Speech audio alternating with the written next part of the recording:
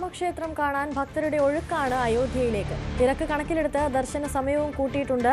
ഇന്നും നാളെയുമായി 3 ലക്ഷത്തിലധികം ആളുകൾ എത്തിച്ചേരുമെന്നാണ് കണക്കുകൂട്ടൽ. പ്രധാനമന്ത്രി പങ്കെടുക്കുന്ന ധ്വജാരോഹണം നാളെയാണ്. വലിയ സുരക്ഷാ വലയത്തിലാണ് അയോധ്യ എന്ന് പറയേണ്ടി വരും. അതായത് ഒരു 3 ടയർ സിസ്റ്റം ഇവിടുത്തെ സുരക്ഷയ്ക്കായി ഇതിനകം ഒരുക്കിയിട്ടുണ്ട്. കേന്ദ്ര സേനകളുടെ സാന്നിധ്യം തൊട്ടടുത്ത് തന്നെ കാണാം. കൂടാതെ ആന്റി ടെററിസ്റ്റ് സ്ക്വാഡിന്റെ നേതൃത്വത്തിൽ മറ്റൊരു സംഘം ക്ഷേത്രത്തിന് ചുറ്റും സുരക്ഷാ വലയം തീർത്തിരിക്കുന്നു. ഒപ്പം UP പോലീസിന്റെ വലിയ സംഘം, അത് സമാനതകളില്ലാത്ത രീതിയിലുള്ള അസാധാരണമായ രീതിയിൽ തന്നെയുള്ള സുരക്ഷാ ക്രമീകരണങ്ങൾ ഏർപ്പെടുത്തിയാണ് UP പോലീസിന്റെ സംഘവും ഇവിടെ നിലയുറപ്പിച്ചിരിക്കുന്നത്. അങ്ങനെ എല്ലാ തരത്തിലും നാളെ പ്രധാനമന്ത്രി നരേന്ദ്രമോദിയുടെ സന്ദർശനത്തിന്റെ ഭാഗമായുള്ള എല്ലാ തരത്തിലുമുള്ള സുരക്ഷാ ക്രമീകരണങ്ങൾ ഇവിടെ ശക്തമാണ്. ഈ രാംപഥിലൂടെ, ഇവിടെ 2 കിലോമീറ്റർ രാംപഥാണ്. ഇവിടെ നിന്ന് ഈ അയോധ്യ ക്ഷേത്രത്തിന് മുന്നിൽ നിന്ന് അവിടെ ലതാ ചൌക്ക് വരെയുള്ള ഈ രാംപഥ് എന്ന വീതിയിൽ പൂർണ്ണമായും സ്വകാര്യ വാഹനങ്ങളടക്കം നിരോധിച്ചിട്ടുണ്ട്. പാസ് ഉള്ളവർക്കും തദ്ദേശീയരായ ചില ആളുകൾക്കും മാത്രമാണ് ഇതിലൂടെ പ്രവേശനമുള്ളത് എന്നുള്ളതാണ് ഏറ്റവും പ്രധാനപ്പെട്ട കാര്യം.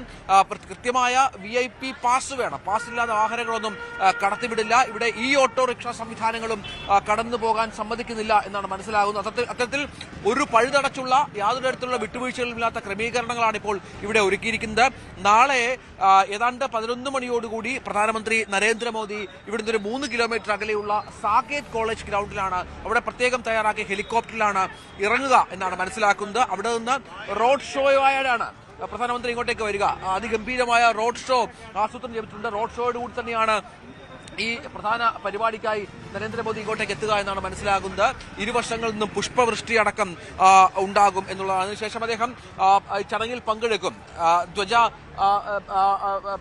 ധ്വജം ഉയർത്തുന്നതുമായി ബന്ധപ്പെട്ട ചടങ്ങിൽ അദ്ദേഹം പങ്കെടുക്കും. അതിനുശേഷം ഹനുമാൻ ഗഡി സന്ദർശിക്കുമെന്നുള്ള വിവരങ്ങൾ കൂടി നമുക്കിപ്പോൾ ലഭ്യമാകുന്നുണ്ട്. ഹനുമാൻ ഗഡിയിലെത്തി ആ ക്ഷേത്രത്തിലും ദർശനം നടത്തും. അവിടെയും വലിയ സുരക്ഷാ ക്രമീകരണങ്ങൾ ഏർപ്പെടുത്തിയിട്ടുണ്ട് എന്നാണ് മനസ്സിലാകുന്നത്.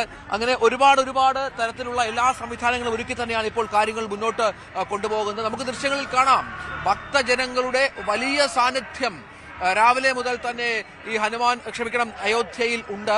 വിവിധ സ്ഥലങ്ങളിൽ നിന്നുള്ള അനവധിയായ ആളുകളുടെ സാന്നിധ്യം ഇവിടെയുണ്ട്. രാവിലെ മുതൽ തന്നെ വലിയ തിരക്കാണ് ക്ഷേത്രത്തിലുള്ളത്. ഇന്ന് മാത്രം ഒരു 2-2 ലക്ഷം ആളുകൾ ഇവിടെ വന്നു പോകുമെന്നുള്ള കണക്കിനനുസരിച്ചുള്ള ക്രമീകരണങ്ങളാണ് ഇവിടെ ഏർപ്പെടുത്തിയിരിക്കുന്നത് എന്നാണ് മനസ്സിലാകുന്നത്. ഭക്തിസാന്ദ്രമാണ്, സംശയമില്ല. ഏറ്റവും വലിയ ഭക്തിയാൽ നിറയുന്ന ഒരു അന്തരീക്ഷം തന്നെയാണ് അയോധ്യയിൽ ഉള്ളത്. വളരെ പ്രത്യേകതയുള്ള ചടങ്ങുകളാണ് ഈ ധ്വജാരോഹണവുമായി ബന്ധപ്പെട്ട് ഒരുക്കിയിരിക്കുന്നത്. 101 ആചാര്യന്മാർ നേതൃത്വം നൽകുന്ന അതിഗംഭീരമായ പ്രൗഢഗംഭീരമായ ചടങ്ങാണ്. അതേപോലെ കാശിയിൽ നിന്നും രാമേശ്വരത്ത് നിന്നും ഒപ്പം അയോധ്യയിലെ വിവിധ മേഖലകളിൽ നിന്നും ആചാര്യന്മാർ ഉണ്ടാകും. RSS സർസംഘചാലക മോഹൻ ഭാഗവത്തിന്റെ സാന്നിധ്യം പ്രത്യേകതയാണ്.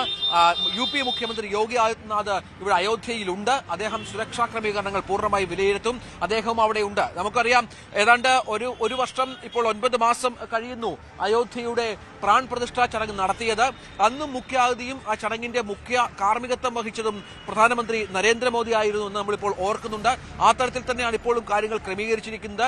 നരേന്ദ്രമോദി തന്നെയാണ് ധ്വജാരോഹണവുമായി ബന്ധപ്പെട്ട ചടങ്ങിൽ പ്രധാനമായും പങ്കെടുക്കുന്നത് എന്നുള്ളതാണ് ഇവിടുത്തെ പ്രത്യേകത. അതിനുള്ള ഒരുക്കങ്ങളാണ് ഇവിടെ പൂർത്തിയായി വരുന്നത്. ഏതായാലും അയോധ്യ വലിയ ആഘോഷത്തിലാണ്.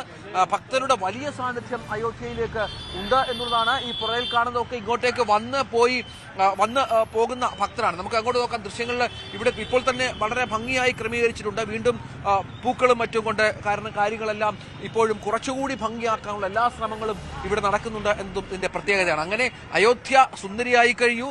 അയോധ്യ ഏറ്റവും മനോഹരമായി ഒരുങ്ങിക്കഴിഞ്ഞു. എല്ലാ തരത്തിലും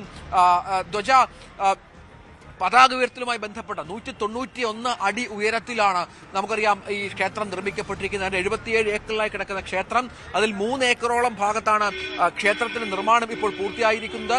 വാസ്തുശില്പകല കൊണ്ട് ഏറെ ഗംഭീരമാണ്.